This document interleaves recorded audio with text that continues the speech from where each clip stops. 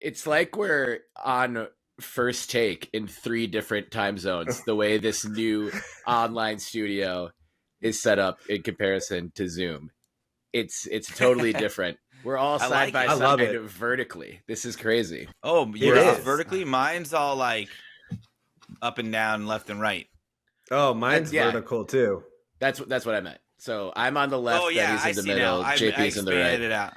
And it's like the only thing different between this and ESPN First Take Los Angeles is our volume, which I'm sure will change as we get into TV deals and college football playoff selection committee appointments, which are topics that we've never gotten intense over in the last 2.5 years or anything like that.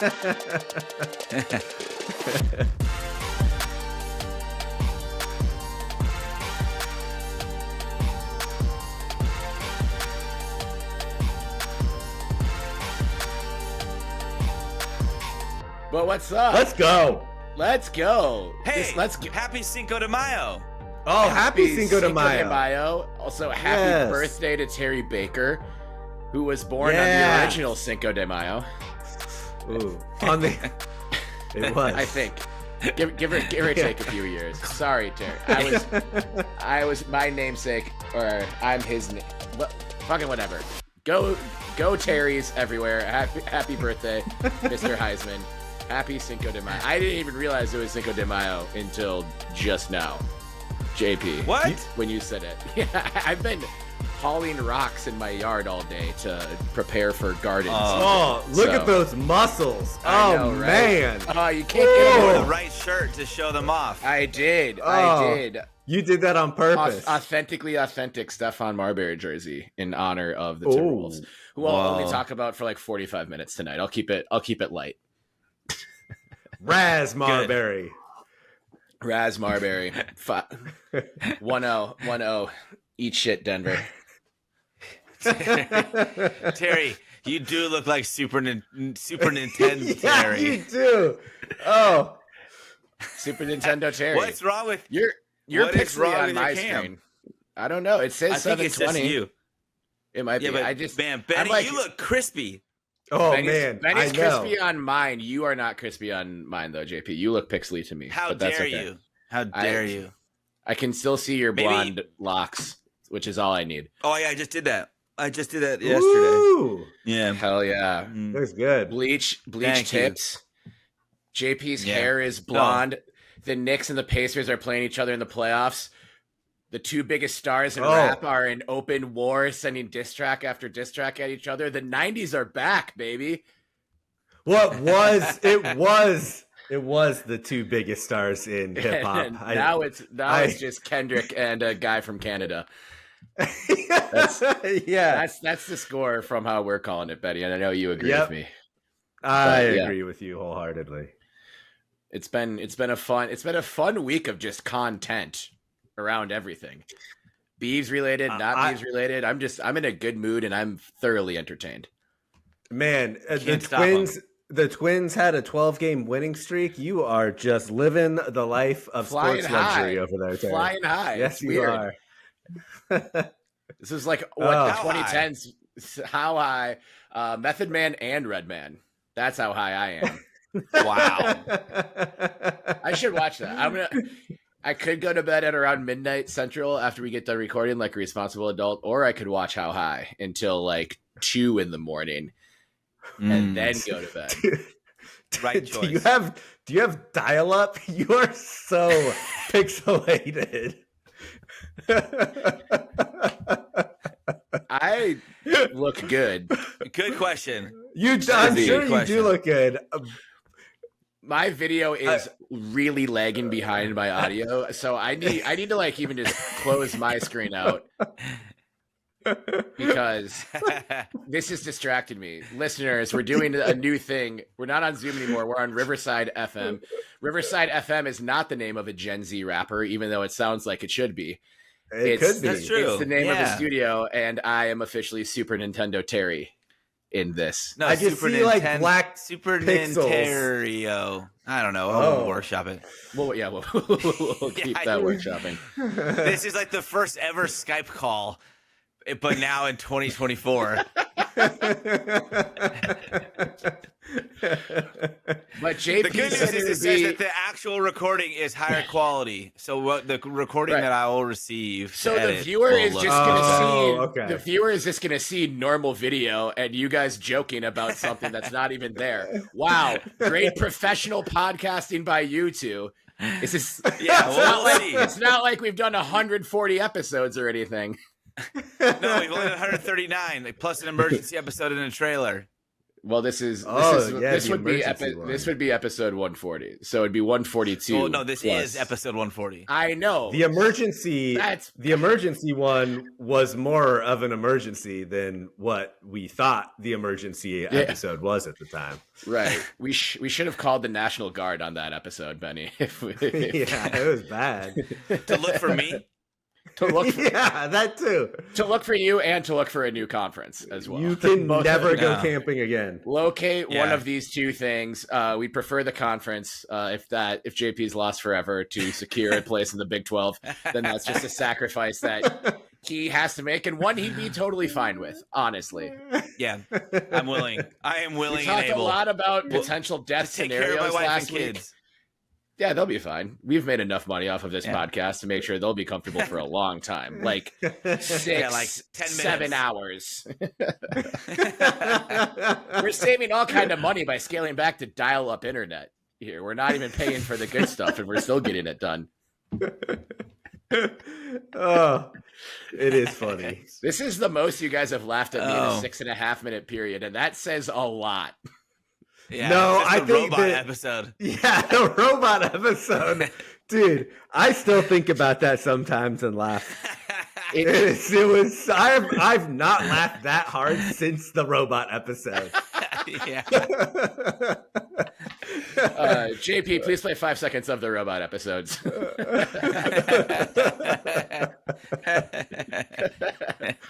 Matt, well, it's good to see you guys. I know you can't really see me, but I can see you. It'll be like magic if this comes out perfect. I don't think it will, but I think it'll be at least better. Does it look like I'm on 60 Minutes with one of those? Yeah. With one of those like identity blobbing things, whatever? Jury member X. Jury member X. They threatened us if we didn't make this verdict. He just goes by Nintendo Terry. No, Nintendo Terry Waltman. Nintendo Terry. That's Wait, a good moniker. X-Pac?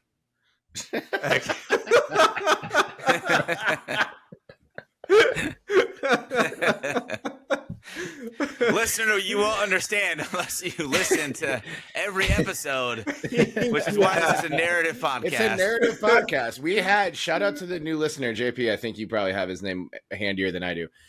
New listener. Oh, yeah. We'll say your name in a second. But who reached out to us, said he found the podcast and started listening at the beginning, and we appreciate that. It is a narrative podcast. From the Twin Cotties. He is, and he's from the Twin Cotties. The Twin Cotties. Does anyone call it the Twin Cotties? Because I kind of like that. No, but we could start a new thing. Yeah. Shout out Brian. Brian. Yeah. Brian. Let's go, Brian. Let's go, Brian.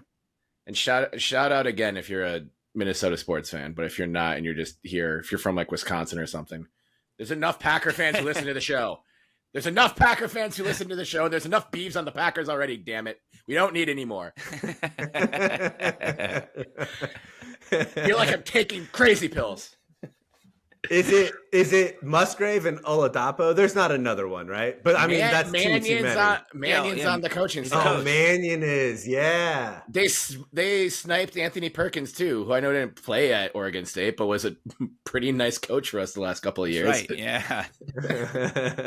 yeah. Dr. Johnson and Nick Lilia, my old editor at the Barometer, like, yo, the Beav Packer alliance is too big for my liking, and it's okay. It can still be there. It just needs to simmer down a scotch.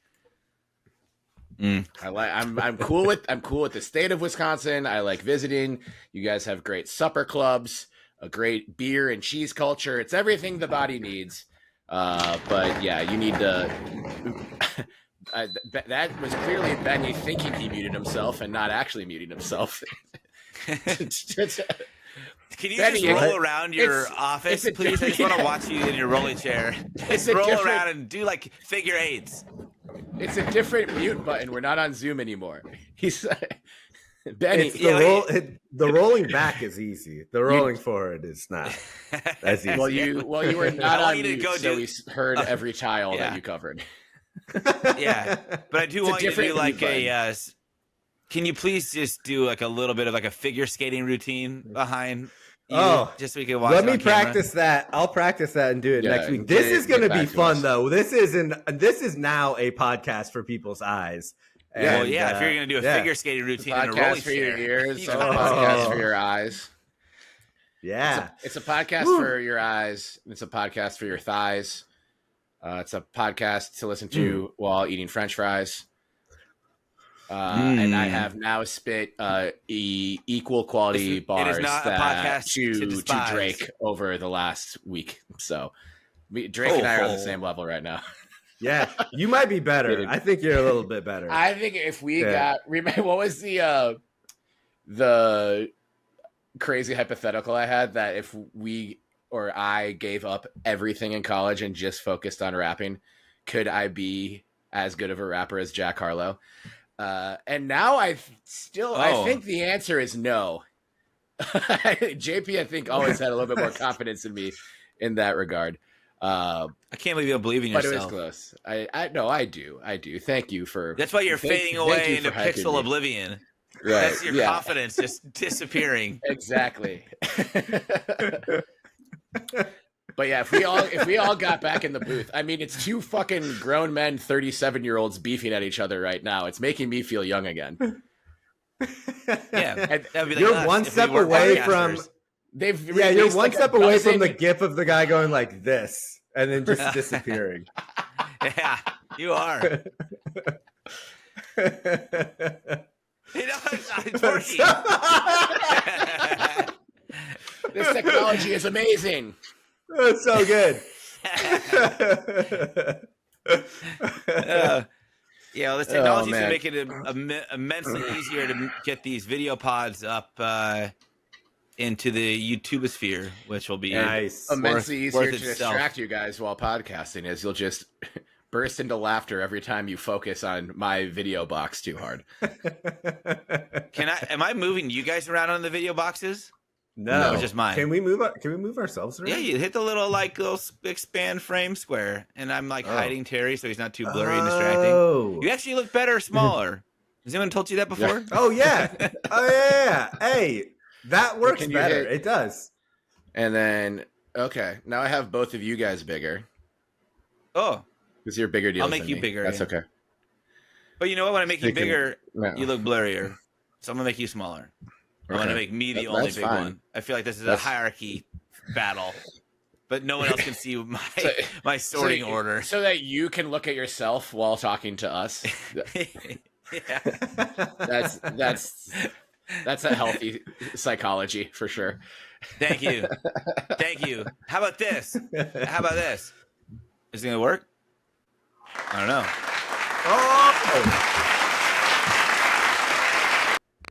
I hate this. That was so loud. Man, let's Thanks go to the back live to audience Zoom. for tuning in. Let's go back to Zoom. I don't want JP to have this kind of power on here. Oh, here you go. No, that was too loud. Hey!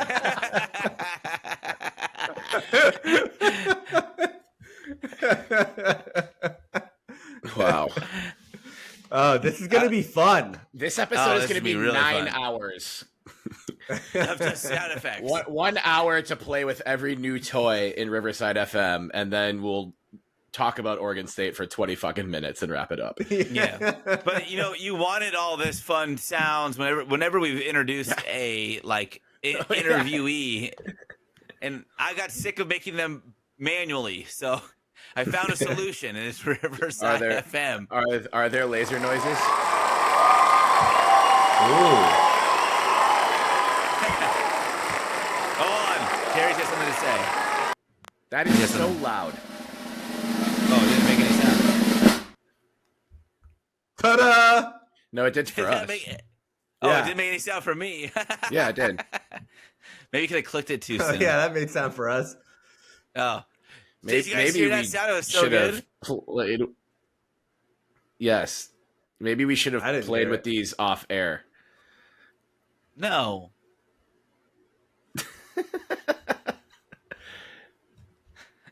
Speaking of on air, we got to move into the. Oh my fucking god! What? Can I do that? Or I'm literally trying to do that. Do we have any more nonsense to get to, or can we go on with the goddamn show? Depends. Who's gonna transition us into the next segment? That was. Well, if you're sick of me doing that for 139 episodes, Terry, we can switch it up. We can switch it up. You're so good at it. Is there a button? Is there a button on your fancy new machine that says now entering the beer segment? Can it come up with a new name for transition? It? Oh! All right. Oh my god! On the other side of this noise will be the beer segment. JP, hit that noise one more time. All right. Oregon State beer segment. Oregon State beers. Drinking beers about Oregon State. Yeah, bitch, in the morning. Yeah. On Riverside FM.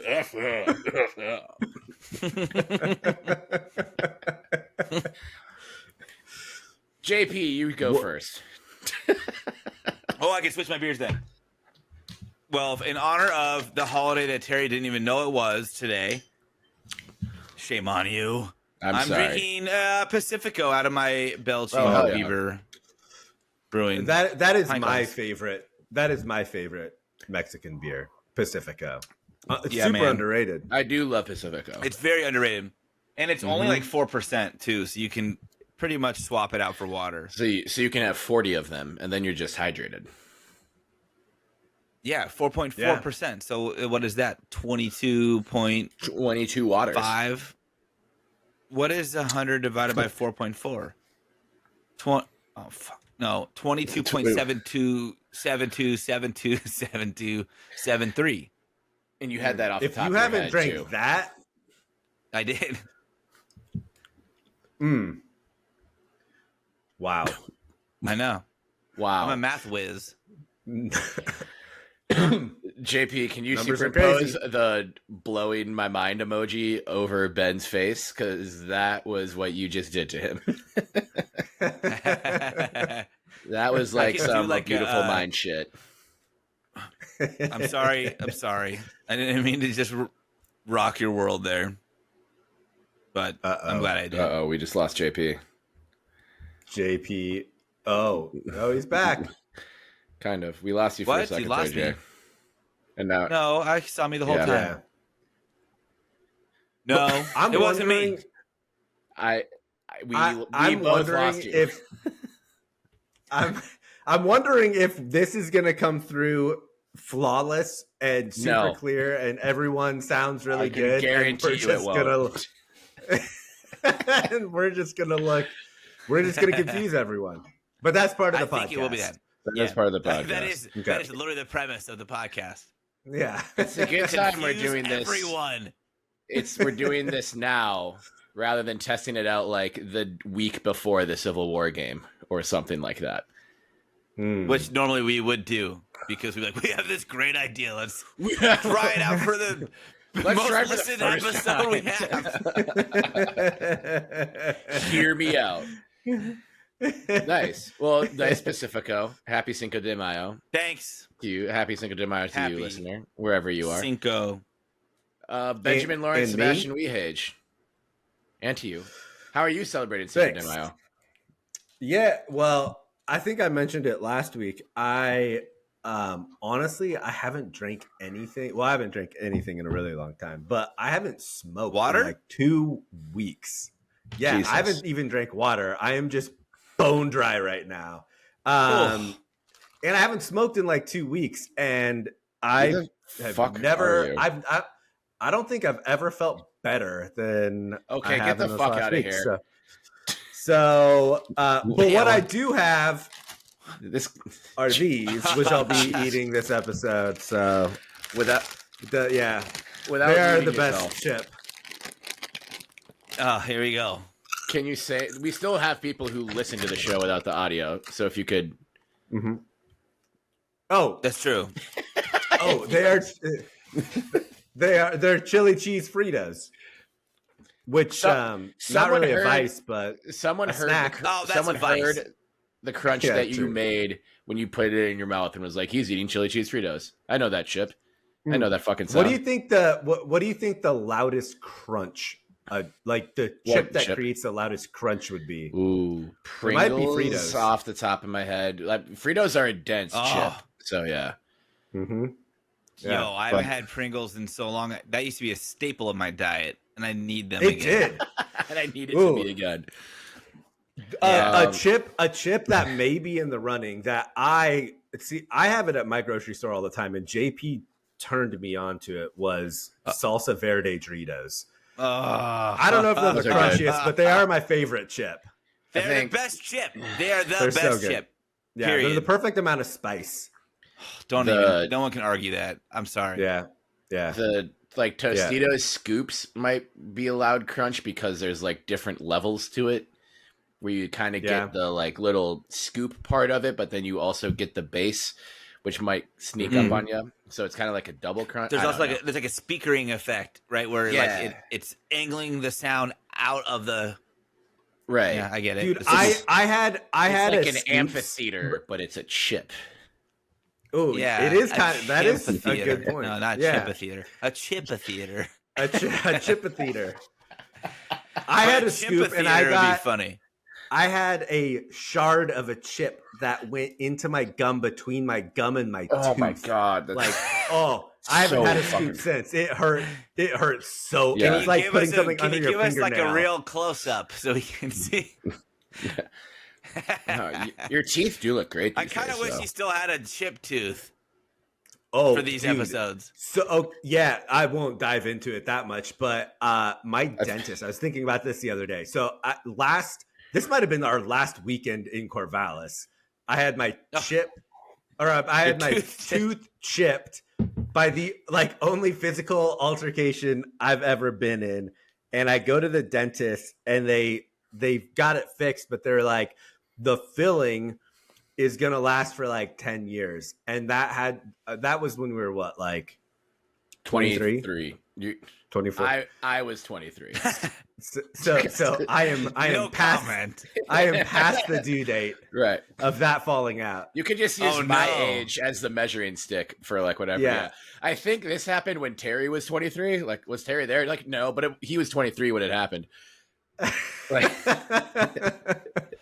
Yeah, so that will happen at some point. It will just fall out, and I look funny when just get ahead of that. Like, could you go to the dentist now and be like, "There's this filling that's supposed to expire from a fight that I did not start 14 years ago." Peacock, actually, in the Peacock, but it's settled outside the Peacock, the second floor. Yeah.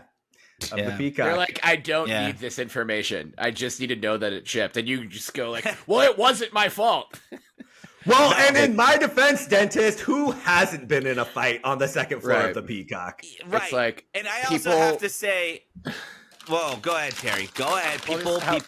People lie to doctors and dentists because of like self-consciousness. And it's like, why are you talking to your doctor or dentist like a friend who's going to judge you? You're literally not going to see this person outside of this interaction.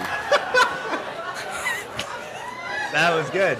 This is going to be so fun. Oh my God, this is going to be great. I already hate this. They were laughing at your joke. They were laughing with you, not at you. They laughed too soon. I know, but a respectful delay. Audience. Okay, but anyway, for two things. Go for it. One is that I was a little worried about your filling falling out, and so I maybe Googled the first time ever, filling falls out in sleep, dies, to see if there was any stories that happened. Bullshit, you Google that all the time. Okay. What'd you find? You're okay. Okay, good. It just says, what do you do if your filling falls out? But no one says, don't let it happen when you're asleep because you could die. So I think you're in the clear there. And then number two, I don't really remember what I was going to say. So I don't know. Maybe I'll have to do another sound effect, but I can't find one either. So I'm just going to not do one. So like you wouldn't go to sleep with like a loose tooth, right? No. So you wouldn't really be able to. Yeah. Yeah. But like you would have some inkling. I don't think it just drops out. I think it starts to slowly fade and you can kind of feel it. We'll see. Hopefully. I'll let you guys know when it happens. I'll take a picture. If you die in your sleep tonight, let us know and we'll send flowers. Thanks. Yeah, I'll be sure. I'll text. I'll send my body. This Riverside FM beer segment presented by Seam Headed has gone on too long. So I'm doing the same beer as last week. I have a Phantom Bride from Belching Beaver. JP is drinking not a Belching Beaver out of a Belching Beaver glass. I am drinking a Belching Beaver out of a Minnesota Vikings glass.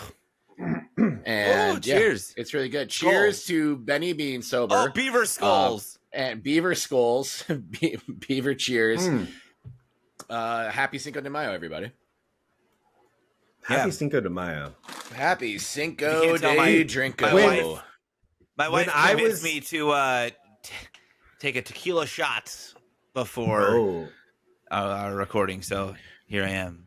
How unprofessional of you and her. God damn it. She's sabotaging this. She wants it to fail. They were drinking tequila before recording. That's not a podcast that I can even trust. Right, what Benny, episode were they on? Something. Oh, well, it's not going to follow that up well. It was when I was in, the podcast takeover. I forget what episode that was. Like that was the fourth episode. It was something like that. So if you are starting at the beginning, that's the one you can skip. Oh yeah. I was gonna say that when I was in Mexico last time, I went to the town that like what Cinco de Mayo represents happened. And they said, please stop celebrating this holiday this way. That is not what it's about. You ignorant fucking Americans ruined everything. They asked me how I celebrated it, and I said, well, see, it starts out at Sancho's, and let me tell you about Sancho's. Yeah. And a traditional Mexican drink that they serve there, everyone has to order, and it's called a Sancho's Special. And it's literally every single kind of liquor in a flower vase, and we pay $6 for it, and then we chug it and die. Does this honor your ancestors well enough? Are we doing a good job? Are we doing it right? It's sad, but really true. Is that the end of that story, Benny? That is, There's no more actual indigenous Mexican insight to share. Oh, I remember the rest of my story, by the way. This isn't even about anything in Mexico, but it's about Benny's chipped tooth and how we nearly profited from your brawl, where this is going to put us in put the listeners in the right state of mind of where we were in our state of mind and our lifestyles when this all went down, because this was maybe 6 months later, and we were living together in Portland, and late one night decided to cook up a can of chili. I don't remember this story. I'm excited to see where it goes. Benny scooping out a spoon of chili from his bowl, he pulled out of his mouth. I lost you for a second time. What? I'm still here, y'all. Hold on. We lost you at we lost you at chili. Oh, So then scooping out a spoonful of chili, he pulls out of his mouth a like stick of wood, and it was like an inch tall and like a quarter-inch wide. And my enterprising brain went off where I said we could sue Campbell's or whoever made the chili and show them that this piece of wood chipped your tooth. Oh, and yeah. I still have that photo pop up like every year annually in my time hop, and it's just you holding the piece of wood next to your chipped tooth. And I still think you lost out on a huge opportunity. You could have. You could have at least got a bunch of free canned chili for life, probably. Dude, and I eat a lot of chili. Yeah. But I eat Nellie's. I'm pretty sure this is like chunky Campbell's chili. Oh, right. Yeah. Probably. I do eat chunky. That served its purpose. Too. Yeah. Yeah. A piece of wood, that's crazy. That's like the most random thing that could be in a bowl of canned chili. I guess anything could, but probably not the worst thing. Definitely not the worst thing. But I'm like, was there just like wood chips like around the factory or something, and like an employee tracked some in that day? Like that's just how does that get there? I can understand like a hair or like a nail, like something off of a person. Ugh. Like I can at least connect the dots there, but like a piece of wood. Yo, I found maybe the factory's in like a wooded area, like lots of foliage. It's in the middle of a forest. Enchanted forest. I'm gonna save this from ending up on our visual pod and not share my screen, but instead just send this to the group chat. Give me a sec. Okay. Wait. Oh, you can hear the ding. Yeah. FYI, JP, it's the 31:30 minute mark, and you dropped for like another 5 seconds there for both of us. I'm not dropping. It's still recording me. I know it's still recording you, but we didn't hear you say anything for like a long chunk of time. That's kind of a part of the podcasting experience. Just so you can know. Guys. I'll just talk to myself. I thought Terry was just gonna pretend that we heard you. God damn it! I thought I hit the clapping sound again. Did you see the photo? God damn it! What? Did you see the photo? Is it in the chat? It's not. It's not in the group showing chat. up. Not in our chat. In our text. Oh, on our text thread. Okay. Yeah. Oh my God. Yeah, don't make this. That's a piece of wood. What is happening, dude? What's just happening with me?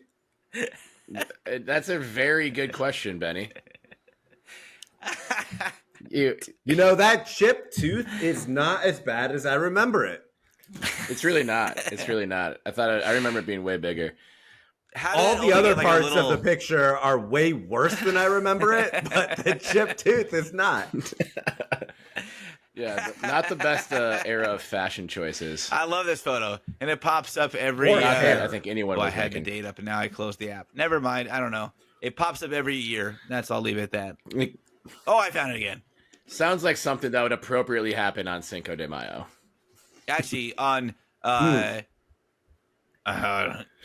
Nueve de Septiembre. Is that right? I don't know. Does anyone know? No, you keep dropping. Yeah. It's you. It's something with you. It's happening for both Benny and I. Reduce your quality to Super Nintendo style, and then you'll be here all night. He just dropped again. Yeah, he keeps dropping. What? Yeah, he just dropped again. It was paused on a very hilarious face you were making, though. Hold on, we should probably fix this before we move on. Or else JP's just going to cut out like 5 times in a conversation. I think he's frozen again, actually. Wait. Unless he's just... Hold on. I'm still here, right? You are here now. Yeah, you are now. You're back. Can you hear me now? I think he's frozen again. Oh, no. We can hear you. I'm just staring at you guys. Now you're frozen. Now you're frozen again. Now? Still frozen. Maybe your internet sucks. Maybe you have dial-up. There. I just turned you guys. Your videos now you guys off. both just disappeared. Yeah. Okay. But don't worry, our video is still recording. I can still see myself. The video is still recording. We just can't see each other. That's okay. This is like podcasting in the dark. It's like telling ghost stories at the sleepover when we were 10. Ooh. We haven't Another talked thing 1 second that the viewer will not understand because they theoretically we can do that now. Going over to the gridiron, guys, we have a media rights deal. It's done, signed, sealed, and delivered. Perfectly timed ding. What was that, Benny? I said, and good. And good. We like this. We are fans of this deal. Announced just the other day, Oregon State and Washington State will primarily be broadcasted on the CW, which had been reported as likely that we were expecting just the majority of the games to be on the CW, which you can get if you have a screen in America, you get the CW. And that's what's nice about it. Pac-12 Network will be the ones responsible for producing the games. They have not approached us to do commentary yet, as Andre put on our Twitter thread earlier this weekend. But we are starting to possibly maybe consider reaching out to begin talks on changing that. But so 10 games total on the CW between Oregon State and Washington State. The Civil War will be on Fox. Wazoo's game against Texas Tech will also be on Fox, and the Battle of the Besties will be on Fox as well. It's kind of weird that the Apple Cup isn't part of the batch that's going to Fox. Maybe that's on like ABC or something, because I think it's technically a neutral site game. But whatever, we don't care about the Apple Cup. We care about Oregon State and being on TV. They are also rumored to be, I've heard, favorable time slots, which means a lot of different things, really. But I think it will be mostly mid to late afternoon kicks. So this had been rumored for a while. I'm just happy it's done. What reactions at all do you guys have to this, other than just relief and the ability to move forward? Yeah, I think it's definitely that. I think there are a lot of things that you just want to see happen, this being one of them. What I was not necessarily expecting, number one, was not expecting to have essentially like all of our games being able to be viewed, like you said, in almost every single household in America, which is huge. And then the favorable time slots was also not something that I was necessarily expecting. And that's huge too, because I mean, you want to, if you're Oregon State and Washington State, you want to remain relevant, right? I mean, that's the game we're playing these next few years. And as accessible as possible. To be honest, this is probably the most accessible we will be in any football season ever. We're not going to be buried on the Pac-12 network that nobody has. So it's really good. I mean, it's really good for our fight to be in whatever in the next 2 years, whether that's the Big 12, rebuild the Pac-12, but it's also really good for recruiting. I think that's really important too. So yeah, huge win. Just huge win. Well, I think there's something important to be said about like just capitalizing on what our greatest need is right now. And that is to let people continue to follow our story. And it's no secret that last year and this year, there were a lot of casual West Coast college athletics fans that followed Oregon State and Washington State purely because of the story that had unfolded and was presented to them as a challenge that the schools would be looking to overcome. And so to be in 98% of TV homes in the U.S. is huge, and that's including all of the top 100 Nelson ranked markets. You check that box that no other network was going to give you the opportunity to do, and what the Pac-12 network did not ever give you the opportunity to do. There's also I found this, and this is from about actually a year ago tomorrow. Was that it was a year ago. No, it was in October. I'm looking at the wrong article. But in October, the CW partnered, Nexstar, who owns the CW, announced that they had reached an agreement with Reach TV, and Reach TV is pretty much one of the biggest operators in the U.S. for TVs in airports and hotels. So when it comes to ease of access, anywhere, anytime, that just adds another little wrinkle to the fold. But there's also, of course, the app. You can get the CW app. You could get it on Apple TV, your phone, any Roku player, etc. And there is no need to have a TV plan to stream the CW network on any sort of smart device. It's essentially quick free. Question for you guys. Quick question for you guys. Do you guys want to take a stab at how many hotel rooms are in the United States? I love this. This is like that meme where it's like, how many what do you think there are more of in the world, wheels or doors? And that's a good question. I have okay, so there's like 350 million people in America. Mm-hmm. I would guess there's probably are there 100 million hotel rooms? Oh my God, that's so many.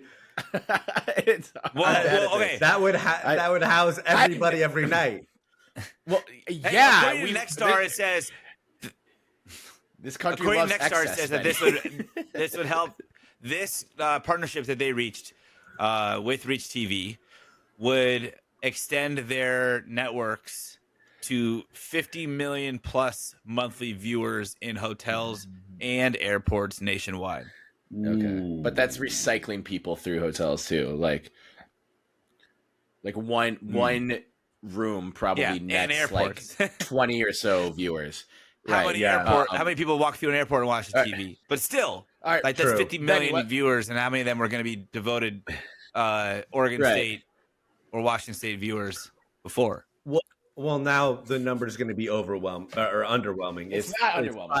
5.3 million. That's a lot of rooms. Okay, yeah, I know. Yeah, that's a lot of rooms. That and if you could be permanently able to access it. Well, and talking about creative marketing, whatever. Like, how it's this you turn on a TV in your hotel room and it's automatically like Mario Lopez, like doing Access Hollywood shit or whatever. What do we got to do to just have that be like Mike Parker talking about the Beavs 24/7 or us?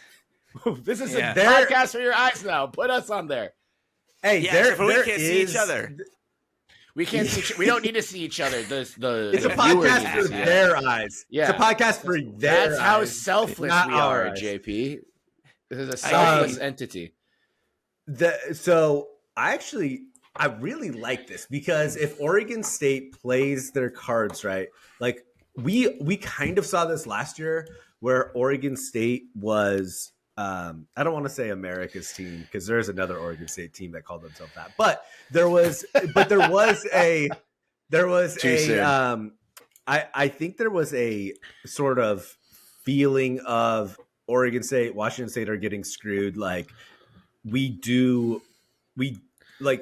want them to succeed, right? There was sort of, and I hate to say it, but it's true. Like there's sort of like a sympathy card that was played. But what I've been noticing with just the general attitude towards college football is that college football is being destroyed. And if you look at that sentiment's definitely growing. And it's not just growing with fans of schools that are likely to be in Oregon State's position.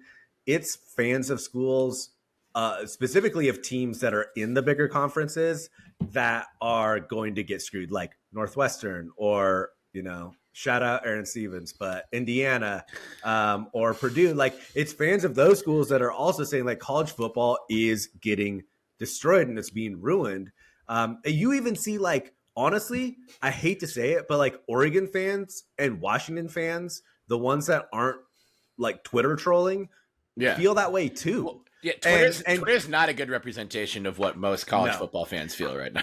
No. Not a good representation of anything anymore, to be honest. No, but if Oregon State can play their cards right, like, and I don't even know how to necessarily verbalize this, but like, if we were to frame ourselves as like, we are the team that is fighting against college football being destroyed, and we are on TV in every household, essentially every single week, like that, there's an opportunity there that should be seized. The next step to this is a marketing campaign that Canzano has kind of hinted at, or really more just implored, and like other voices as well. So I think my judgment of Barnes's regime and the athletic department as a whole will be how aggressive they go in that situation now that they know where these games will be. And I think if you're an Oregon State fan who might still be on the fence with this, or has maybe like taken some jabs about it being the CW, and it's like, I get it. There's been so many jabs over the last 2 years. So I understand the fatigue with all of this bullshit. And like, none of us would say in an ideal world 2 years from now we'll be playing on the same channel that airs Dawson's Creek reruns, but it also has aired football before. And I think this year again the CW will be doing ACC football, and with the way like time slots work, that could be really effective, given that like just casual fans or just like people who like tuning in to football throughout the day, they'll have East Coast games that start earlier on the CW, and that goes into whatever our kickoff times will be. And hopefully we're staggered enough with Wazoo that someone who's interested in the whole situation can watch Oregon State and Wazoo. It's not like a channel that hasn't aired sports before. So they have that. There will be other, not necessarily the absolute halves, like the SEC is not going to be on this, but like other teams that were in that Power 5 tier before all of this bullshit started. And so for this moments of frustration in the past, like when you went to some family commitment that you could not get out of at some random aunt's house who didn't have Pac-12 network, like you still might have to do that. You still might have annoying things pop up and weird commitments, but that aunt of yours has the CW somewhere in her house, so you can get the game on one of those screens now and not just have to be like in the bathroom on your phone avoiding your family and watching the game in secret. It is so much more accessible than it used to be, and there'll be talented people. I think one of the things that we were worried about is like what happens to like the hardworking people at Pac-12 Network who have been trying to make a difference with the way this conference is covered. I imagine there have been layoffs and will be some more, but I was like, what's going to happen to Yogi Roth and Ashley Adams and some of these, just other Ashley Adamson, some of these just other media personalities who we've gotten to know over the years and have appreciated their work and stuff. I think there's a job for them to do. And as long as they're down for that challenge, I think we'll have good, talented people on those games. So the look and feel will be professional college football broadcasts, and it will be on any TV you try to watch it on. So I think it's a win. I mean, it's not going to be, well, let me take a step back. First of all, people taking jabs at the CW and us playing our games on there, like, what was the expectation? What like, what did you think we were going to get out of this? And like I said, playing on the CW is leagues ahead of playing on the Pac-12 network. Yeah. Right. And so like, if you think about it, getting out of the Pac-12, I don't think it was the best thing for us, but in terms of exposure and getting in front of people, it helps us. And it is funny now that the games will be so much easier to watch. Yeah, not only that, it is also funny that the Big Ten specifically is streaming a good chunk of their games on Peacock, which it's just irony at its best. But it's what you want is you're not going to have people tuning into these games like they're going to tune into Florida State at Clemson, in late October. You're going to exactly what you said, Terry. It's going to be people who have heard the story about Oregon State and, can associate like, oh, college football is being ruined, and college football being ruined is really fucking this team over. Maybe I'll sit and watch, and maybe they have a little bit more investment in Oregon State. Like, it has to be that. And that's why this marketing campaign has to take that approach, because you want people that happen to come across it and then be like, oh yeah, Oregon State is blah blah blah, I'll tune in. And I think that's a strategy that has to be followed. Oh, I heard about this team, like this is them. It happens to be on my TV, I'll see what they're about. Like that is just the kind of stumble upon promotion opportunity that they didn't have with the Pac-12 network. No, and that's the thing is, like, what was your angle when you were a member of the Pac-12 who, look, we've had some great seasons recently, but for the duration of the Pac-12, we were we were one of the, bottom team in the bottom half traditionally. And so there's not much of a marketing angle that you can do with that. But right now you do have a marketing angle, and it's up to Barnes and his team to seize the opportunity here. They've set the table. Now they have to eat. Go eat. Yeah. Go eat. Let's eat. And and like we said, it was a few weeks ago, it's like now is the time to just be ruthless and shameless and just as all in as possible. And I'm excited to see what they do with it. This was kind of the biggest last domino that needed to fall. Another domino. Someone asked me if this was something or nothing when we got the news, and I don't think that's really a fair way to frame it, but that might be how I frame it for this segment. But Mr. Beaver, I don't know if anyone ever called him that, but someone who undeniably bleeds orange and black, Mike Riley, has been added to the College Football Playoff Selection Committee. So you know what that means. Pencil in Oregon State for the field of 12 this year, baby. We're going to be in for sure. Maybe not that, but it was announced. Definitely that. Right.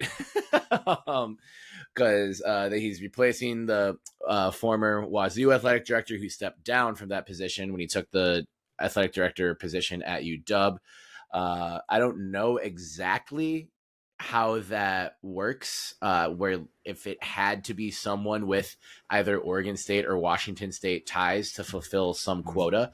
But the selection committee is a committee made up of 13 individuals, and now one of them will be Mike Riley. I don't think this means anything in terms of Oregon State would get special treatment because we've got one of our own shouting hip hip hooray and talking the fly sweep revolutionary is in the room. I think a cynic can look at it and be like, it's just big college football throwing Oregon State literally the smallest fucking bone they possibly could. And I think it's honestly somewhere in between. I'm glad that Riley will be close to the game again. He still lives in Corvallis. I think he brings his grandkids to Beaver practices sometimes. He's still in the community and isn't someone who, oversteps or flexes his history or position or anything. But yeah, I'm happy to see him get this position. It would involve him being in Dallas for 2 days every week during the season. And I don't know that it actually bears any fruit for Oregon State, but I think it's cool. It's a cool honor and position for Riley to be in at this stage of his life. And so, yeah, hip, hip, hooray, coach. But yeah, how did you guys react to this news that Mike Riley is one of 13 on the all selection committee that will likely make no more controversy after last year's debacle ever again. Yeah, I mean, for one, it's just a great recognition for somebody who's clearly devoted their life to football. I mean, Mike Riley's been involved in football for 50 years, and more, like as a player or a coach. Yeah. I mean, from college, like he was in Alabama in the early 70s. So, I mean, for him to continue his involvement, for him to receive this kind of recognition, I think it's very fair, and I also think it's well-deserved. But I also love him being added to this, not really just from an Oregon State angle. Hopefully that plays out well for us. But I do love it just because I think he is a very fair and impartial person. Like, I just think that he has, the ability to look at things impartially and really make a decision about what is factual, what is truthful, what is, being just given to me on this plate at this moment, and not just taking all of the other noise when it comes to factoring in and making a decision around football. And so I think that it's a great ad. And I hope it plays out again well for us in some capacity. Maybe he goes to bat for the Pac-2 a little more heavily, but I don't see him being that kind of person on the committee. But I do think that his presence does allow for others to maybe think, twice about just throwing us. If OSU or Wazoo go 10-2, I feel good knowing that guy is in the room being at least, fighting to make sure the other 12 he might people argue don't forget about it fairly. I think he'd argue it fairly why one of us deserved a shot, but I also think that others might check themselves for being quick to dismiss, the record or whatever because of his presence in the room. Yeah. Yeah, I 100% agree with that. I don't think that it's going to yield any fruit for Oregon State in a direct way. Really, this is part of the podcast where I'm looking stuff up. But what I didn't mean to suggest that he would try and get Oregon State into the playoff, but if against he could, their merit. Yeah. Do it. We'll take it. 6-6 Beavs in the playoff. Why not? Let's do it. Right, but where people are asking, is this something or is this nothing? I think this. I don't know what the something that they would be alluding to would be, but what I think matter. Right. Okay. Overall. So I think it could bear some fruit in the sense that clearly no one on this committee is a commissioner of any of the Power Four conferences, nor are they probably directly tied to one. But I would imagine that the other 12 members of this committee are very clued in on the college football world. And they have a strong pulse on what's going on. They probably have some very good connections. So to have somebody who bleeds orange and black in the room with them 2 days a week throughout the college football season is a good thing. And I don't think that anything direct comes from that, but I think just keeping the team, the school, the story in what I would imagine are influential people's ears is a good thing. And that's where I think this may have some not benefits, but it bodes well for us in just making sure that our story stays with important people in the game. It keeps Oregon State connected to that tier of college football. Just even if it's ceremonial or whatever, it's not insignificant in my eyes in that way. No, not at all. And the name of the game is to keep yourself relevant these next 2 years. I saw, and this is sort of outside of football, but I saw someone mention about the men's basketball team, right? And they're like, what you can't do is finish middle of the pack or in one of the last places in the West Coast Conference. You have to stay in front of people. You have to remind people Oregon State University has a strong athletic program, and we deserve to be in a power conference. And I think moves like having Mike Riley in the college football committee, having our football games on CW and accessible to almost everybody in the country, like those are, they might not seem like big things, but they are big things in the fact of like the story of keeping yourself relevant and in front of people. Yeah. So then I guess it begs the question, like, why was he added? If it wasn't just merit, what was the purpose of adding him? I think that's a worthwhile question to ask. And again, I don't know if there are bylaws that, since it was Chun from Washington State whose place he's taking, if it had to be someone with Oregon State or Washington State ties. Canzano wrote a great piece about it and sort of in it caught you up on Mike's family and just kind of his life these days. People are familiar with the story of him and his wife, and I think she is currently living with around the clock care because she needs it. And Mike said there's still good days, there's some bad days, but we're grateful for those good days. And it seems like things are at least stable enough for him to accept a position like this. Canzano speculated that if Riley had turned it down, he wondered how long it would take before Dennis Erickson's phone rang. So is it just like that makes me think they kind of have some leeway with who they ask, but on its surface, it needs to be like this person has to have a connect to either Oregon State or Washington State. Erickson would have provided both of those things as he coached at both schools. Yeah. And I don't know how long the contract is for. So it's kind of just them, I think either saving face or operating by some bylaws or protecting themselves from any kind of like lawsuit. If they were like, well, honestly, do we need to have it be an Oregon State or Washington State person? And they go outside of that and then say one of those teams goes 11-1 and either gets gypped by the committee, which opens up more potential lawsuits, which is the last thing that college athletics wants these days. I know CFP and NCAA are two different entities, but I do think they were looking for someone with a connection to one of, if not both of the Pac-2 schools.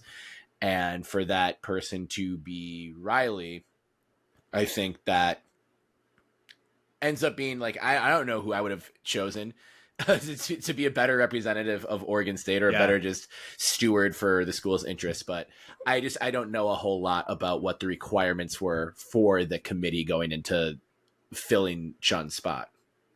Yeah. I'm glad that it's Riley and not Erickson. I mean, Erickson was at least one Oregon State game last year, but I don't think that he has nearly the ties that Riley does. I thought you were about to say you're glad it's Riley and not Nick Rolovich, which I think we oh God. Jesus. Yeah. Can all be grateful for. But yeah, I mean, it would have been because I mean, Chun was an active athletics director, so I don't know if Barnes could have been considered for that, or if he was maybe even offered it, and we just don't know. He's got good point. More than enough to do right now, but yeah, it's like because Chun being before this was the active athletic director at Wazoo, and Wazoo in theory could have run the table next year and been a candidate for the 12-team field. Having your athletic director on the committee certainly seems to be a conflict of interest, but I think there are other athletic directors on the committee, especially not just getting into the field, but like in terms of seating and hosting games and like the draw you get and everything like that. It just sort of seems rife for potential conspiracy theorists. But so yeah, obviously that isn't the case with someone like Riley, who doesn't. I was interested. I checked the staff directory briefly because I know he has been like a consultant, like kind of like what every team does sort of with former program figures, either having them as consultant or just like ambassadors or whatever. And he doesn't currently have one of those positions. At least it's not listed in the Oregon State Athletics directory.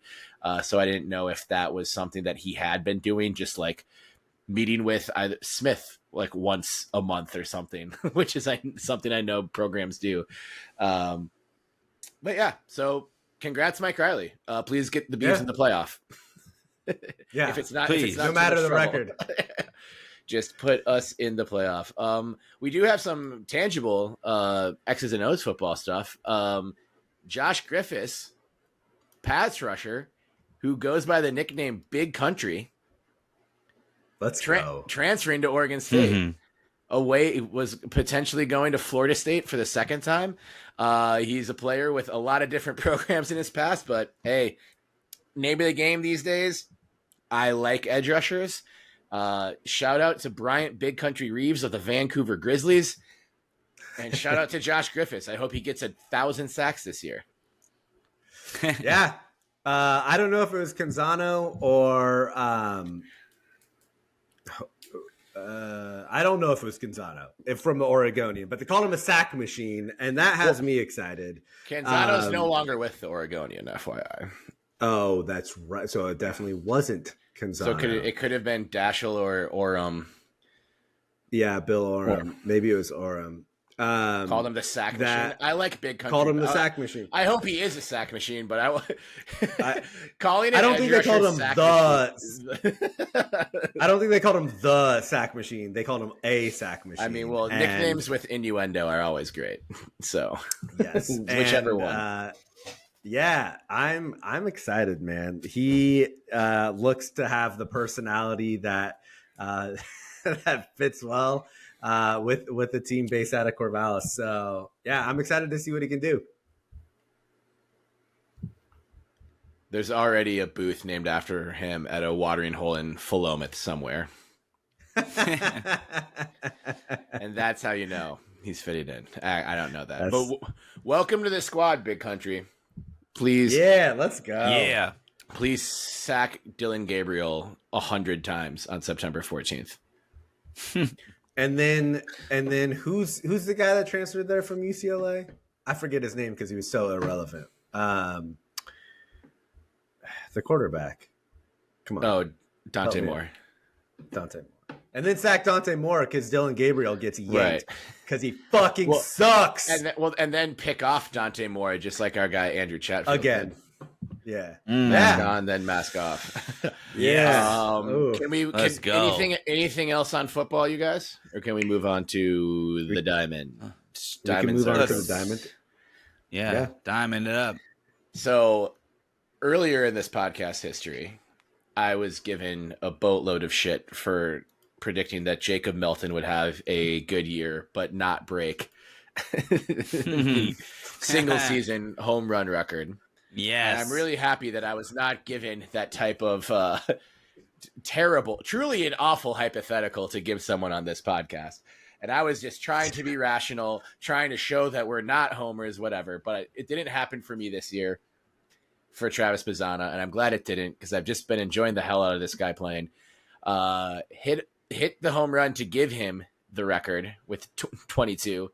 And then hit 2 more just for good measure as the Beavs win the series in Pullman, 2-1. They did lose the one-off game at Oregon, so they've been 2-2 in the week since the last time we talked. So not, runaway shit.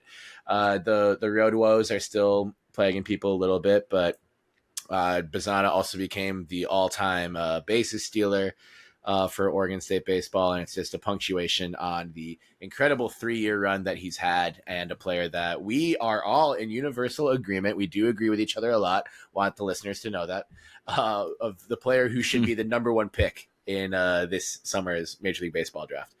Win, loss, and then a win. Another gem from Aiden May as well on the Palouse. What do you guys got to say about Oregon State baseball after this series against the Cougs? I'm confused with this team. I think you nailed it. There are road woes. The pitching was an issue.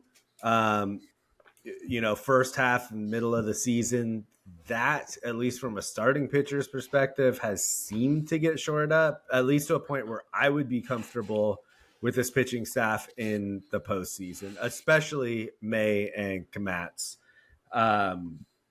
but it's like the offense has sort of gone quiet. They scored. Yeah, which I mean, with the talent that they have there, I would say is not concerning because they have the ability to turn it on. But it does seem like this team is just sort of stumbling and bumbling their way to the end of the season. I do think people have reason for concern based on how they've played. But I also think, again, we've talked about it a lot. Like, baseball is all about runs, and this team has all the talent in the world to be able to turn it on. And if they're playing at their best, they're as good as anybody in the country. But they're not playing that way right now. And we are inching very, very close to the end of the season. And as you guys know, it takes 2 losses in either the regional or super regional, and your season's over. And, you know, we're losing to teams that are not as good as what the number 2 seeded team coming to Corvallis is probably going to be in the regional. So I'm nervous. I know that they can turn it on. I hope they will, but they're not playing that way right now. Yeah, I would say that obviously the offense has carried us throughout this entire season, and we've talked about that a lot, that if the pitching could get close to, you know, just even being maybe above standard, then this team would be unstoppable. And there's been times that the pitching's flashed their brilliance and has carried us to victories. There have been times where the offense has carried us to victories. But when the offense, I think this is interesting because the offense is our strong suit, but when the offense needs to carry us back into the W column, we haven't seen that really happen per se compared to, having a light game on offense and then the pitching shows up and it, is lights out. So I would say that this team doesn't inspire a ton of confidence for me when it comes to surviving a postseason run that does require a bit of luck and a ton of just skill and execution. And it's too Jekyll and Hyde right now. I think I'm hoping that it gets put together in the final few games and we see it all come to fruition in the same go, in the same game, and not just be like one or the other doing all the work. And unless that happens, it's going to be a very, very stressful postseason for Beaver fans. And that's just the reality of this team's consistency between offense and defense and pitching. And yeah, even on offense, like, when we have guys who are hot or, have been unstoppable and pouring on the runs game after game, but then we just have the base running blunders. And then on defense, like, we might have pitching throwing well, but the errors start to stack up, and there are things that can be easily fixed and ironed out. And earlier in the season, I kept thinking, well, as the season progresses, they'll figure this out. They'll get to it. The kinks will be ironed out. Not a problem. Those are stuff that you can correct, but they haven't been corrected yet. And they're still a concern and I think they're a concern amongst the players. And I talked about it a little bit last week that I think when a pitcher is struggling and comes in, the defense is trying their best to step up, or the same guys on offense are trying to step up, and pick up the slack. But you almost try to overperform when you have that expectation of yourself, right? So then you overthink things, or you're just trying too hard, and that's going to be leading to be more error prone or base running blunder prone. And that stuff has just continued to happen. And so, yeah, I'm on the fence with this team. Like, I think that it does have all the talent in the world. I mean, God damn it, they have Travis Bazzana. Like, leading off this lineup, and everyone behind him is stacked, and Aiden May can throw a dime and is just performing incredibly this late stretch of the season. But can they put it all together? And Joey Munt, I mean, even all these guys coming in and just like, doing their part in the bullpen. Like, they're like, can they put it all together? I don't know. That's the question. Is there still time? Yes. Will the postseason still also be time to put it all together? Yes. We've seen it before. It has happened before. But I'd feel more confident if I saw it now or soon than waiting until Omaha and then, being on the verge of jumping off my roof before we, have a pop fly dropped and hit a home run. Right. And I mean, to that point, Jay, waiting for things to come together, we're at the point of the regular season now. There's a total of 7 games left. We're recording this on Cinco de Mayo. If you're just joining the podcast at this point, there's a game in Spokane before they leave Eastern Washington against Gonzaga Monday at noon. So that game's on ESPN3 actually. So fairly easy to get a stream for that. So get a screen up at work. Perfect thing to slack off to during the day, noon Pacific time. Then 3-game series against UCLA at Goss and a 3-game series against Arizona and Tucson. And then it's the conference tournament.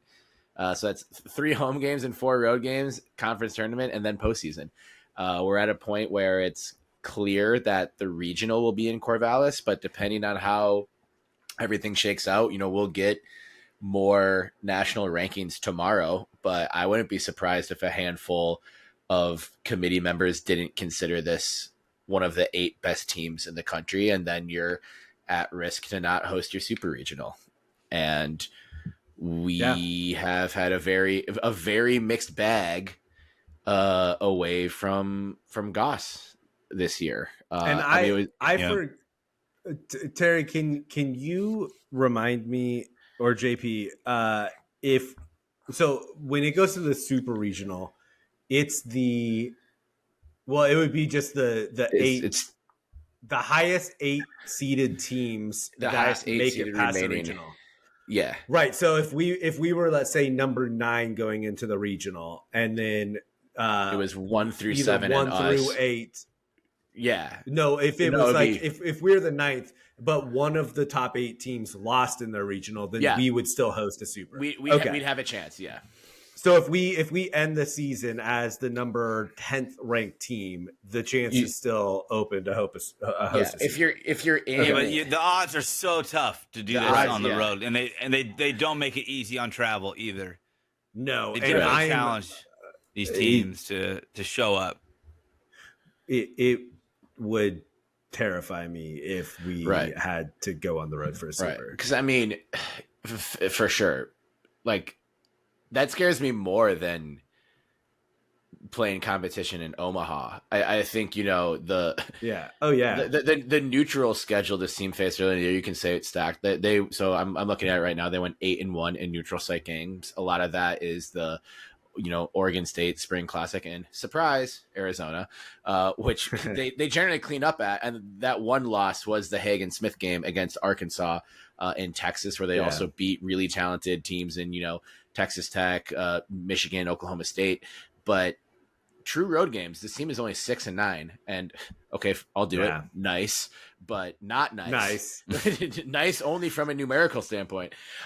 So you go to a regional, and you and the other team in a best of 3. Like, fuck, we haven't done that much at all in road games against other teams this year. I guess the Utah series, they were able to do that, but they didn't do it against USC. They couldn't do it against Cal. I mean, I know Oregon has a good offense this year, but giving up a 9 spot after, holding them holding the bats in check, I guess, for the first 2 games, like it's just, it doesn't inspire confidence. And not only we'll see how this Arizona giving up a series goes, 9. but So go ahead. Yeah.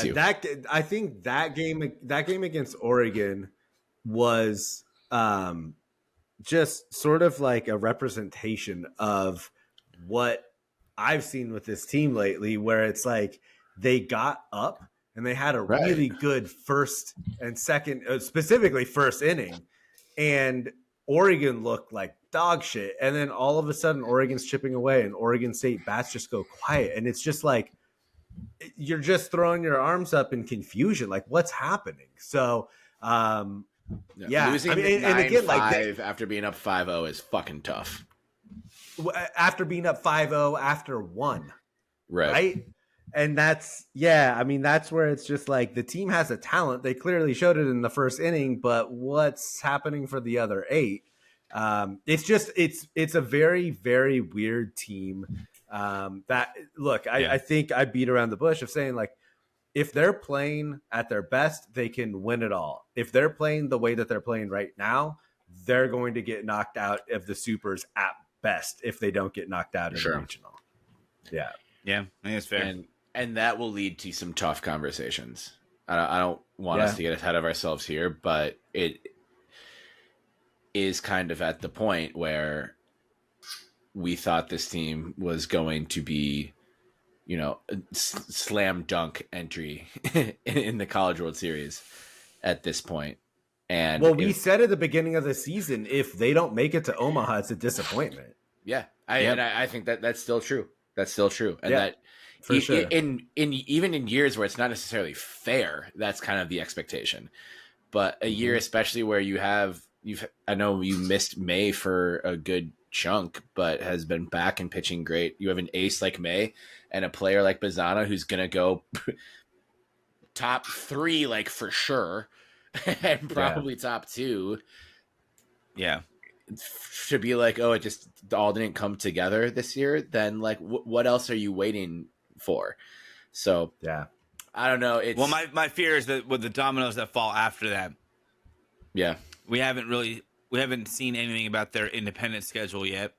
No, only that it's people think it could be a positive, which I think it has a potential to be, but we need to see that play out first. We need to see we need to see who's on the docket. And if this team falls short of expectations this year, especially if they fall majorly short, and Bazzana clearly headed to the MLB, and then the schedule comes out, and it's not ideal.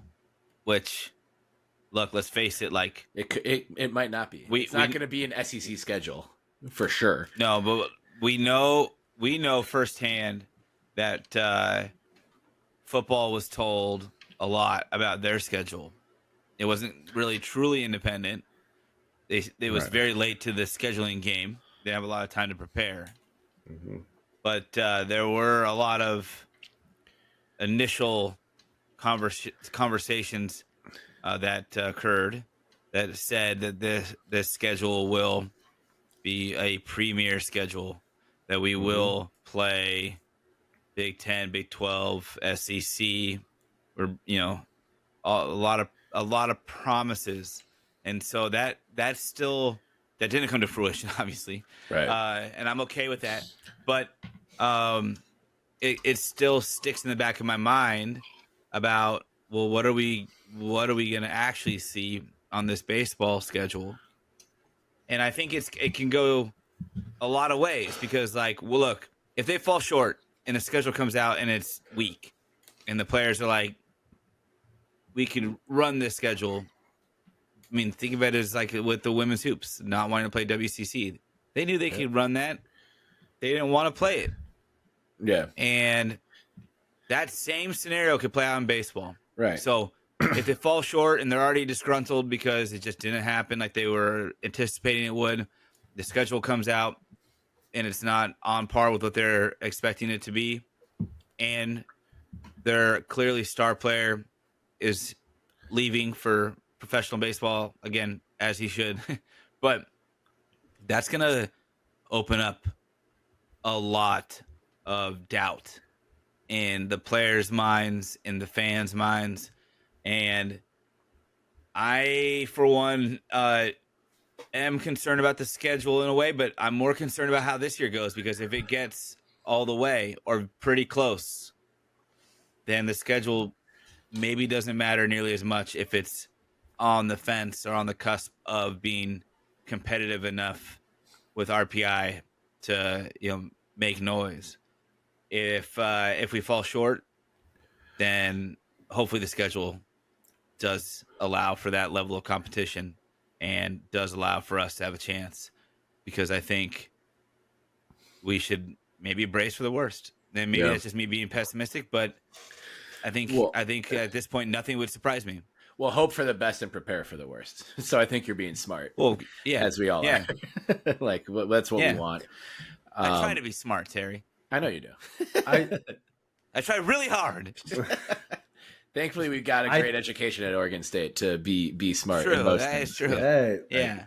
Go ahead, Benny. I think, and it's not on our topic list. I don't want to spend much time on this, but there was a report like we've seen before, but this is from Greg Swaim, who is in the recruiting world, who seems to have inside information that Oregon State and Washington State are going to be invited to the Big 12. We've heard it before. Who knows if it's true? But if it is, he thinks that will be announced at as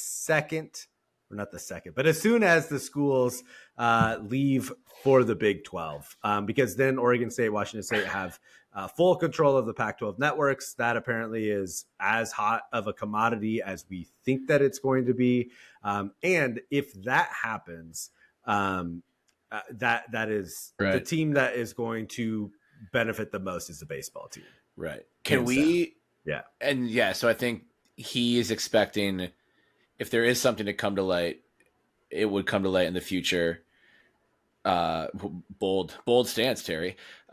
If something happens, it's going to happen from now. But it would make sense early after the fiscal year turns over. But can we actually make sure to table some of that? Because I have some thoughts on what he said it's not super time critical. That I really want to unpack, but we don't have time in this episode. And I want to make sure we get to everything else. Let's table it. But for sure, next week we'll talk more about Swain and the Big 12. We do need to talk a little bit, at least, about softball, as they are getting ready for the final Pac-12 softball tournament as we know it. But they got out of regular season with a bang by beating Cal 6-5 in Berkeley. By way of a monster game from Lacey Campbell, Vallejo native JP.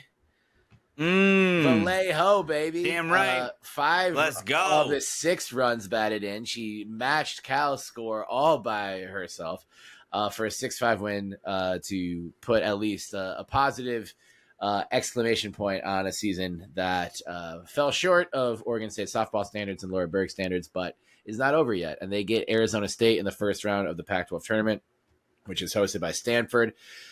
Did I say Stanford? Stanford? Who cares? Samford. It's Samford, which is probably going to be better at all sports than Stanford is as soon as they go to the ACC. So ACC you later, nerds. But anyway, they're hosting the Pac-12 tournament, which starts on Wednesday, May 8th, 7 p.m. Pacific time on Pac-12 Network. And then just survive in advance at this point, baby. Let's go.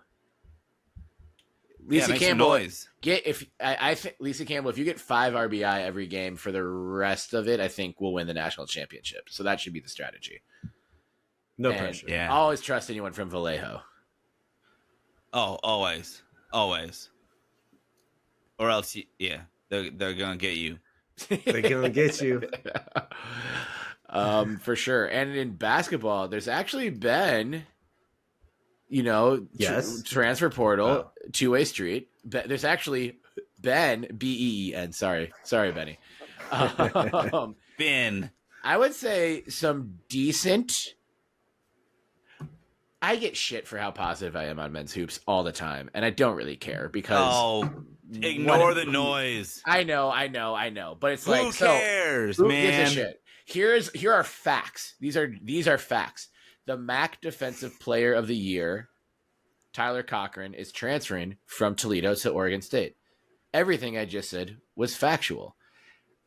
These are opinions. The MAC is a higher level than some of you dipshits are willing to accept. And I'm excited about Tyler Cochran playing basketball at Oregon State. This was a few weeks old now. I wanted to talk about this, but we got so in our bags about so many other things. But small school transfer, but DeMarco Minor from Southern Illinois, Edwardsville, is transferring as well. And, an SIU Edwardsville get isn't gonna get anyone too super excited, but anytime you get a hooper from Chicago, I'm excited about it. And this is kind of like where this is a more inside baseball approach at what the Oregon State basketball team can do, but I do kind of want them to like strategically approach like geographical regions in like basketball rich cities and try and plant a flag in those areas. And that's something that I know Robinson tried to do, being that he was from Chicago. It made a lot of sense. To varying degrees of success. Shout out to Ahmad Starks. But I think that was at least one thing like he was like on to something there. And I think that's a city where, people are going to fall through the cracks just because of how many recruits exist within that area. And you're obviously not going to out recruit Indiana or schools like that, or Purdue, who is just in the national championship, for 5-star recruits in Chicago.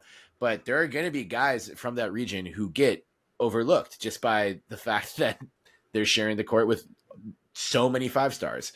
And I think that's something that can be a smart strategy. So you get a kid from Chicago, I'm going to be excited. That's some Midwestern bias for me. But so Tyler Cochran and DeMarco Minor are both transfers that I'm excited about. Yeah, I think for Minor, in general, I think all of this stuff, the other interesting aspect is how much both men's and women's hoops have looked at international players through this portal. Yeah. And clearly it is very obvious that is because of the NIL play or right. Maybe, or lack thereof for NIL. International players. Exactly, right. So there's no need to worry about NIL for international players. They are not eligible. They cannot participate, whatever. If I don't find that to be very fair. But that is, I think, weird. A nice and unique pivot that could still play out very, very well for both programs. When it comes to guys that maybe were overlooked or in a crowded room when they were recruited, and I've shown flashes of skill, absolutely. Let's see what we can do. But then it all comes down to coaching. It all has to come down to coaching. And that's the only way you're going to actually get something out of them that's going to benefit the team, that's going to benefit them. And I hope we've seen the locker room issues arise through transfers. We've seen Tinkle even publicly admit that he just wasn't able to bring the locker room together. He's had trouble connecting the guys, etc. And we're at another crossroads similar to that we had after that Elite 8 run, where we had a lot of guys coming in from other programs, and we had trouble getting them to buy in. So I hope it works out, and I feel good about there being activity. I feel good about people, players, students wanting to come to Oregon State and play for our programs. I think we should be proud of that. We should be proud of them, and that we should support them as long and as much as they are buying into playing for their school and our school. I think the one with DeMarco Minor is I think he does need a very good coach. And I say that because even looking at his statistics last year, he nearly shot as many 3-pointers as he did free throws, but he shot 31% from 3. And maybe that's just not his game, or maybe it's a change in his mechanics, but something has to be coached into him in order to get the most of his potential out of him. And I think that Tinkle can do that, but I think that there's a bit of a poison pill that can occur when you have a lot of transfers coming in and it takes too long for getting buy-in. So as just one example, not to pick on Minor, of course, I'm just saying, like, that's a guy that I think could really improve his game with the right kind of coaching. Yeah. With buying into the system, with buying into what's asked of him during the game. And can Tinkle do that? Yes, we've seen him do it. Can he do that with transfers? Not yet. We have not seen him do that yet. So that's a big question mark. There's a lot of great talent coming in. I mean, we've got what's the dude with the big hair? He shot like 48% from three last year. Isaiah. Sai. Yeah. So are we gonna get him? Are we running sets to get him looks? I mean, like, are we gonna still ask him to only be shooting threes? Is that good? Is he just gonna be a 3-point specialist? Is he gonna be like a Klay Thompson-esque player for us in college? I mean, maybe. Yeah. I mean, it could work. Is he gonna buy into that? Is Tinkle gonna adapt the offense to make that happen? All that's TBD. So until then, I mean, I'm excited that there are guys who want to come play for our program. I'm going to root for them very as much as any other player that's come through. But will it work? I hope. It needs to. It has to. The WCC in men's hoops is no pushover. So it has to work. Or I think that these next 2 years could theoretically set our program back forever. Yeah, I agree with you. I think Tyler Cochran is somebody who I'm really excited for. So he was co-defensive player of the year. I think he also averaged around 15 points per game. He was second team all MAC conference last year. Yeah. So he is, I think, undoubtedly a really good player. Everyone else, either did not put up the statistics, which that could be for a number of reasons. Well, Minor or what were his statistics? He averaged 15.5 for 15.5, yeah, for a team that made it to the Ohio Valley Conference Championship game, and that can be seen as he's really not that good, or he's leveling up, and only time will tell. But Minor and Cochran are the two transfers with at least pedigree. So that was the other part of that statement, was either didn't have the statistics or didn't play a competition that would match what we're about to play, right? Yep. So that's where coaching comes in. Yep. Right. Exactly. And to your point, Jay, really the only other time that Tinkle's dealt with a situation like this, the team had the worst season in Oregon State history. So I the optimist in me wants to look at this and go, okay, all these guys do have an upside and they do want to play at Oregon State. And both of those things are really big, but I also don't have full confidence in them because they haven't been put in this position. And to that, I say I don't think that any of these players are listening to this, but if they are, prove me wrong. And I'm not going to believe it till I see it, because I honestly don't have faith in this coaching staff. I know everyone that wants Tinkle fired is all fired up. I don't think he should be fired for financial reasons, but I don't have faith in him. And these players are unproven. So I am worried about next year. I'm glad we do have players signed that can start to get to know each other. But that's the other part of this too, is these players haven't played with each other. So it's a bunch of exactly. And I don't mean this in a derogatory way, but just from an outside perspective, kind of like scrubs playing with a coaching staff that I don't have faith in, that don't know each other. Right. I'm not really inspired with the state of the men's basketball program right now. And I don't think that's a surprise. That's not what this segment was for necessarily, to be hey, be inspired for this reason. Right. But also just here's who's coming. Here's what they've done. Let's have an honest outlook on them. I'd say the one person I would say warrants excitement is Jaquavis Williford, the high school senior who's committed. Not only because his name is Jaquavis Williford, but he was committed to St. Louis, which has been a pretty good mid-major program for a while. A team that probably could have beaten a lot of teams in the Pac-12, especially in some of those. There's been years where the Pac-12 men's hoops was not up to snuff at all. This past year wasn't great either. But also just had like last year. He had a long list of offers and is choosing Oregon State at this time.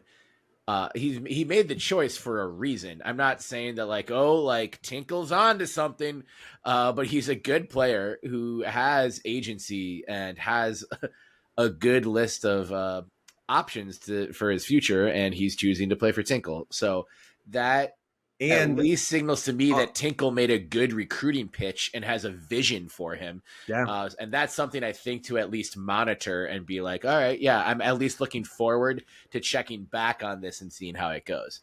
But I mean, Ben, everything you said is fair and fine. And I'm not going to argue with anyone who doesn't have faith in Oregon State men's basketball right now.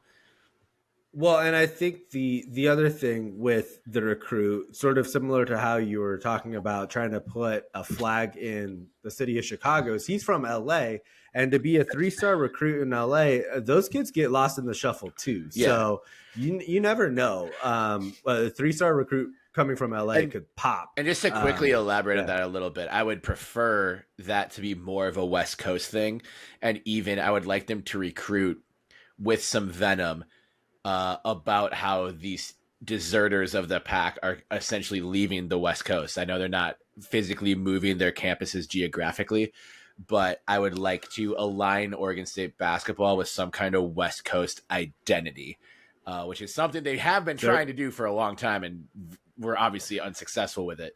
But all great Oregon State teams have recruited LA and Oakland well. And I think that needs to be a thing again. And I think Chicago would just kind of be more of a one-off thing, but I want to plant flags in, LA, the Bay Area, Seattle, and then, a couple, just other places that have a presence. But that would be my Vegas vision, and Vegas for sure. Yes. Thank you. Yeah. I would say Jordan Pope, also 3-star at high school. Yeah. He's good. Where was he from? He was from the Bay Area, right? Yeah. Pope's from the Bay. Yeah. Has he announced where he's from? Wine Country. He is from wine country. He's going to Texas. He's going to Texas. Yeah, he is going to with Texas. Silas. That's right. Jordan and Silas have him fun. And Reagan can duke it out. Well, not duke it out. That was a bad terminology. But they can be rivals. They won't actually play against each other. But Reagan would destroy. Yeah, probably right. Probably. They'll probably both be at different schools this time next year anyway too. So I won't get into that though. I'm sorry. That was mean. But probably true. But it could be true. It's just the percentages. Not out of the realm. It's the percentages at this point. I'm sorry. I didn't invent math. If I did invent math, I'd probably still do this podcast, but I wouldn't do literally anything else. Well, we love math. We are a math numbers forward, and this was number 140 of Belligerent Beavs episodes. How about that? How about that? You know another number I love? There's a lot of numbers I love. I love the number 69. 31. Well, that too, but I love the number 31 as in the 31% off you get on any Belligerent Beavs shirt purchase at teamheaded.com when you use promo code CHOP'em at checkout. Seamheaded.com. Stop eating Fritos, Benny. I don't even need to see you to know that you're eating Fritos, and I'm pointing at the camera, hoping that it actually captures my very substitute teacher vibes. No, not in my class, young man. Seamheaded.com. How'd you know? Where you can buy shirts, leggings, jeggings, batting gloves, all kinds of shit, and now chili cheese Fritos. From the Ben Weekage collection. JP, add laughs to that because Benny muted himself, and I know he's laughing at my joke. Damn it! I forgot. I was, but I was shooting cheese by Benny. Shouts to our in-studio audience. You guys are so great.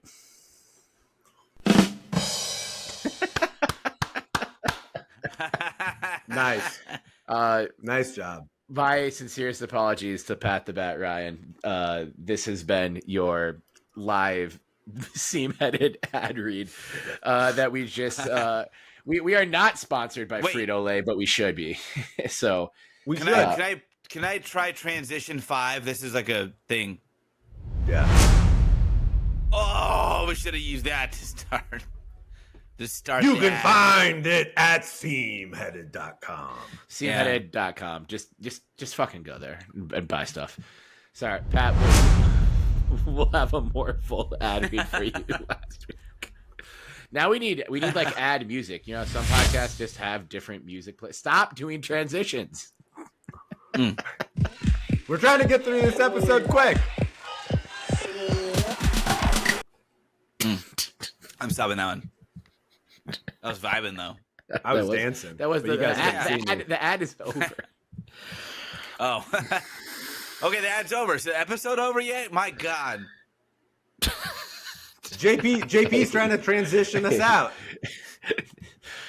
This has been the 140th episode of the Belligerent Beavs podcast. Thank you so much.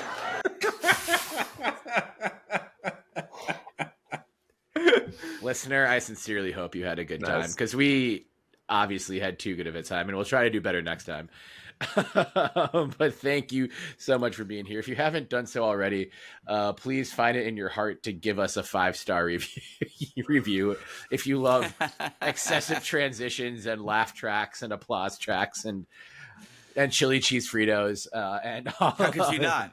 Give us a 5-star review wherever you get your podcast. We've been stuck on 63 5-star reviews on Spotify for way too long, and I want to see that number go up to 64. So in honor of Nintendo 64, please go to Spotify right now and be the 64th person to give us a review. Super Nintendo Terry. We're sponsored by Nintendo, Chili Cheese Fritos, Seam Headed, and Belching Beaver Brewing Company. Those are all real. Every single one of them. Yeah. My name is Terry Horseman at Terry Horseman on Twitter, at Terrence Horseman on Instagram.com.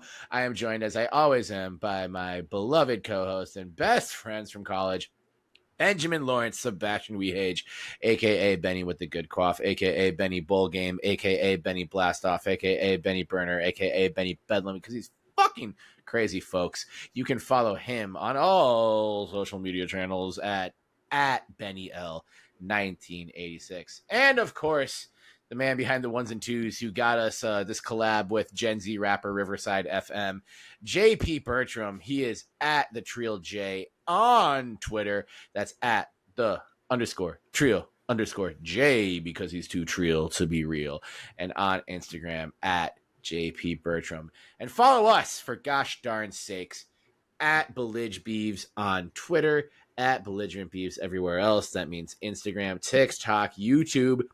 For the love of God, subscribe on YouTube, because this effort that's going into being a podcast for your ears and your eyes, it's more complicated than at least I thought. I think it's probably the same amount of complicated as JP thought, and Benny hasn't thought and is just vibing with chili cheese Fritos, as one does. Here. He's just here. He's just here for the Fritos. Everything else is a net positive. And that's the way to go through life, kids. TikTok, Blue Sky, Friendster, Spotify, listening to Team Kendrick, hashtag Team Kendrick. Hashtag Team Kendrick. And yeah, and we'll be back next week. Please like and subscribe, rate and review. Take the time to share the show with a friend. It really helps us grow the show a lot, and we sincerely appreciate it. If you've got a minute right now, please stop what you're doing and just text a link to this episode to a friend of yours, even Duck fans in your life. Tell them, listen to this shit right now, motherfucker. And if they don't, then they're not cool and they don't deserve your friendship. And that, is usually true of Duck fans anyway. But give it a try anyways and see how cool they are. There are some decent ones among them who listen to the show for some reason. I don't know why, but we'll take them. We'll take their listens too. We don't discriminate when it comes to numbers. That's the end of the show. Thank you so much for being here. Go Beavs. Go Bazzana.